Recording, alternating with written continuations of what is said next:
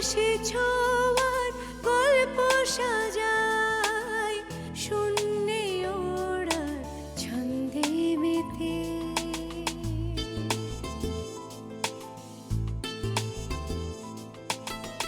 আকাশে যে অসীমের ঠিকানায় সে যেন শুধু দৃশ্য সাজায় যত গল্প ধাঁধায় হাত বাড়ালে বুঝি কেউ নেই আকাশ ছোঁয়ার গল্প সাজায় শূন্যে ওড়া ছন্দে মেতে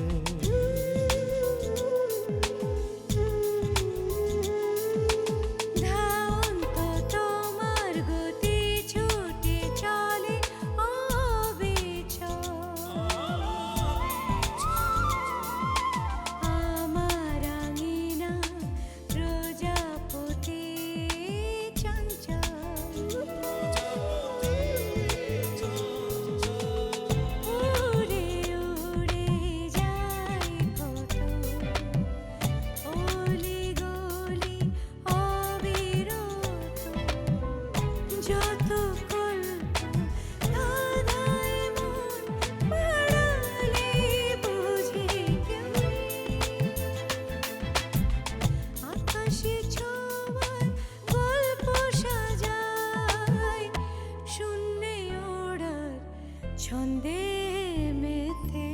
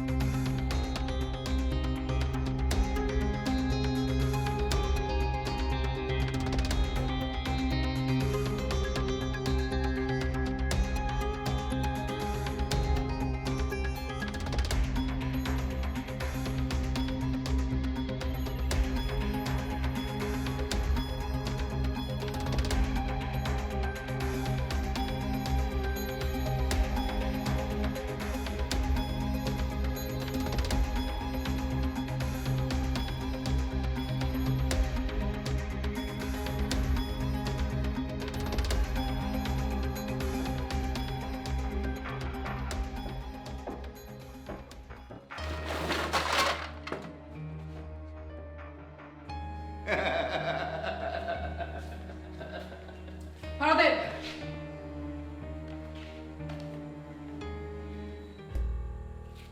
দিয়েছি দিয়েছি আজকে বেটাকে ইচ্ছা মতো এই বাড়ির মুখ এই বেটা আর 7 জন্মে দর্শন করবে না কোন দিকে গেল? কোন দিকে?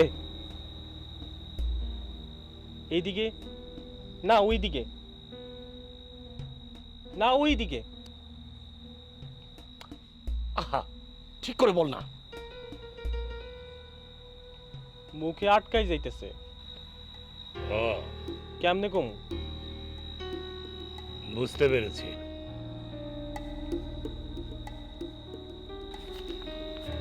ধর, নে, এবার বল। আর 100 টাকা হইলে ভালো হইতো। তোর জিভ দেখে অনেক লম্বা হয়ে গেছে। হ্যাঁ, কি করুম কন? এত রাইতের বেলা দোকান খোলা রাখছে আপনার গোলাই গাই। ফ্যামিলি সংসার আছে না? আরে বল বল, কোন দিকে গেল? বড় রাস্তায় যাইতে চাইছিল, আমি ওই জঙ্গলে পাড়াই দিচ্ছি। ভালো করেছিস। শোন, কেউ যদি এখানে আসে বসিয়ে রাখবি, ওইদিকে কিন্তু যেতে দিবি না। জি। চা খাওয়াবি, আটকিয়ে রাখবি, ঠিক আছে? চল।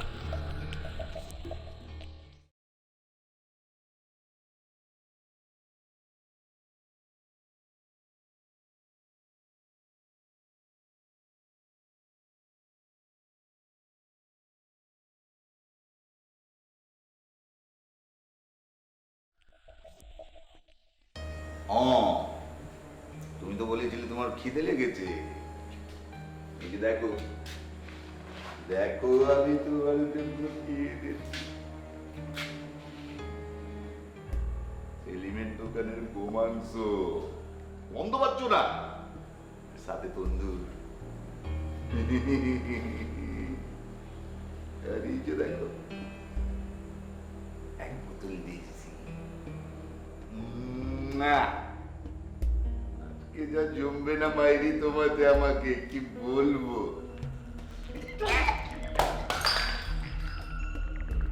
জানোয়ার, তোকে আমি হাজার বার নিষেধ করেছি তুই এবারে কোনো জিনিস বিক্রি করবি না। তারপরে তুই চুরি করে এবারে জিনিস বিক্রি করছিস কেন? কেন? যে আসলে সবাই মুখ খুঁজে পেয়েছে আছিস, সেই আসল খুঁজে করিস তুই। লজ্জা করে না, বেঈমান।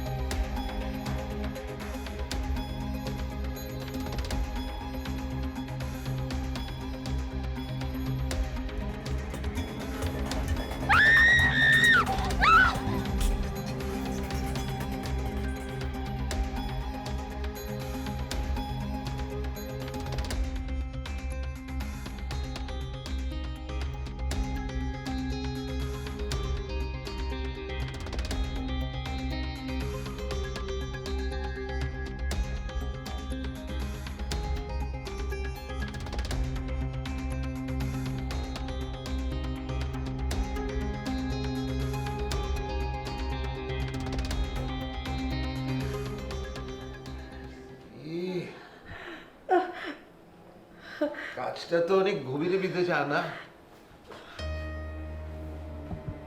তুই বাড়ি ছেড়ে চলে যা হরদেব।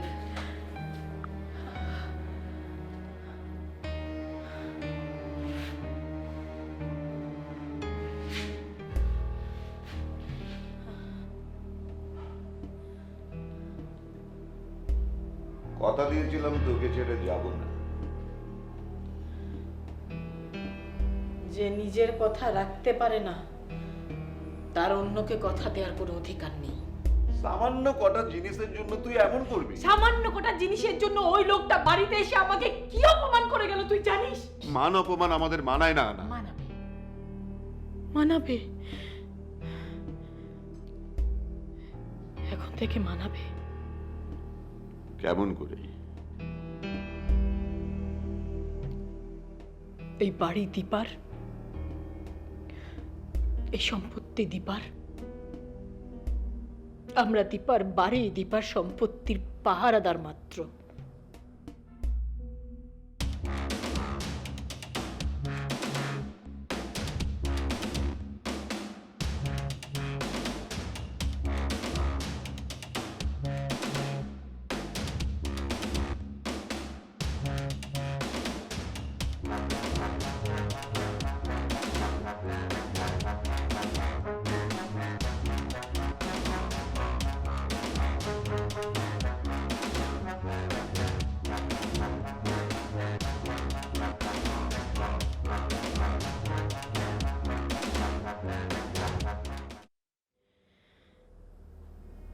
এখন থেকে আমি আমার নিজের মান সম্মানেরও পাহারাদার।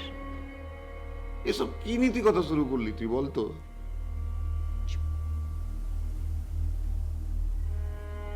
একদম চুপ, কান খুলে আমার কথা শোন। তুই যদি আমার কথা মতো চলতে পারিস, তাহলে এই বাড়িতে থাকতে পারবি, নাইলে চলে যা। চলে যা এই বাড়ি থেকে। চলে যাব?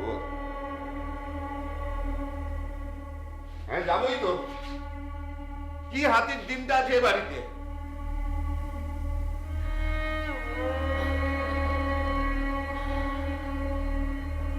আনা ছিল,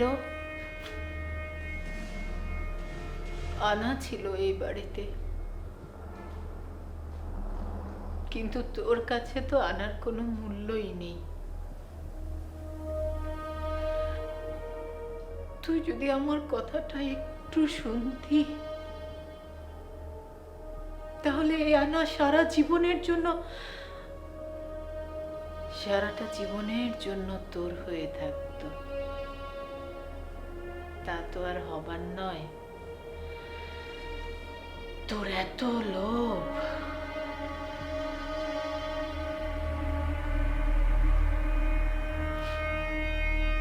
কি করতে হবে আমায়?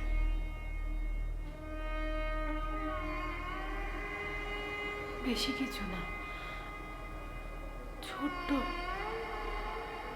ছোট কোনো একটা কাজ, একটা চাকরি, দুটো পয়সা, অন্তত দুজন মানুষ যাতে না খেয়ে বাঁচতে না, ওই চাকরি বাকরি আমায় দিয়ে হবে না। ও আমার ধাতে নেই। হ্যাঁ, আমি জানতাম তোর দিয়ে হবে না, তুই পারবি না।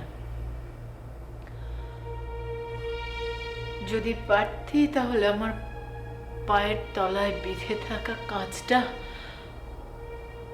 তোকে বের করে দিতে বলতাম।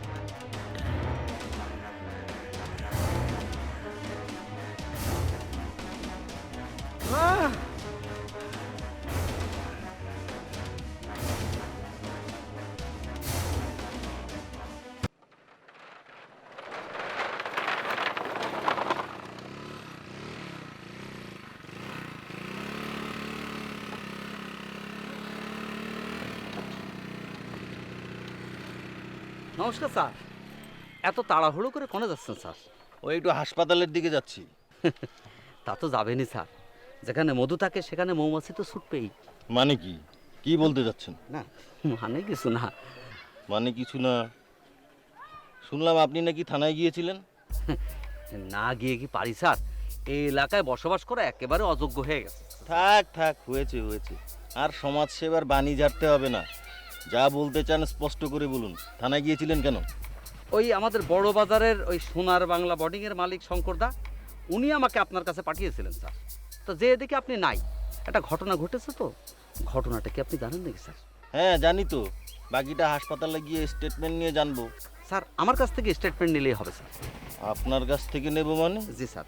তাহলে আর বলছে কি স্যার, ওই যে ঘটনাটা শুনেছেন স্যার, ওই যে রেপ কেস, তাই না স্যার? হ্যাঁ, থানায় তো সেরকমই ডায়েরি করা হয়েছে।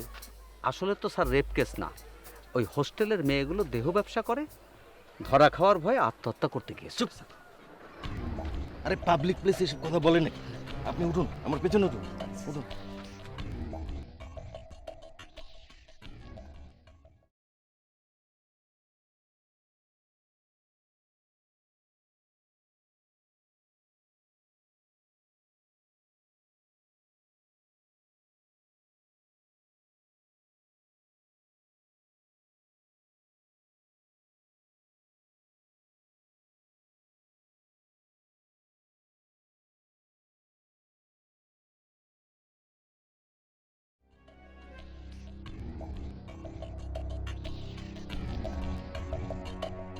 দীপা, দীপা,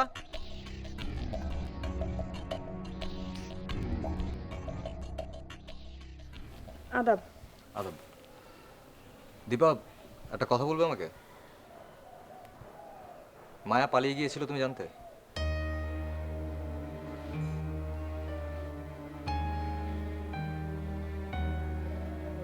জবাব দাও দীপা। আগে না তো। দীপা, তুমি মিথ্যে বলছো। না মানে সবকিছু জেনেও চুপ করে থাকো না।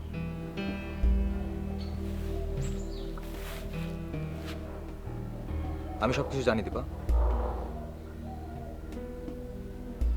আসলে দাদা, আমি তখন পুরো বিষয়টা বুঝে উঠতে পারিনি। কিন্তু কিন্তু আমি শিলাদিকে বলেছিলাম। শিলাদি বলল আরও একদিন অপেক্ষা করতে, যদি কোনো খবর না আসে তাহলে বড়দিকে জানাতে। সে সময়টায় শিলার পরামর্শ নেওয়া তোমার মোটেই উচিত হয়নি। তুমি তখনই বড়দিকে জানাতে পারতে, আর আমরা তো ছিলাম আমাদেরকে জানাতে। না মানে সেটা তোমার ভুল ছিল দীপা। আর এই ভুলের খেসারত এখন কে দিচ্ছে জানো? মায়া। মায়া? তোমরা সবাই মিলে ওর জীবনটা নষ্ট করে ফেললে। ও এখন হাসপাতালে। হাসপাতালে? কেন, কি হয়েছে ওর? এত কিছু জানি না। ও যে ছেলেটার সাথে পালিয়ে গেছে, ও ফোন করেছিল হোস্টেলে। রুস্তমের কাছে শুনলাম ও হাসপাতালে। আমিও যাবো আপনার সাথে হাসপাতালে। যাবে তুমি? চলো।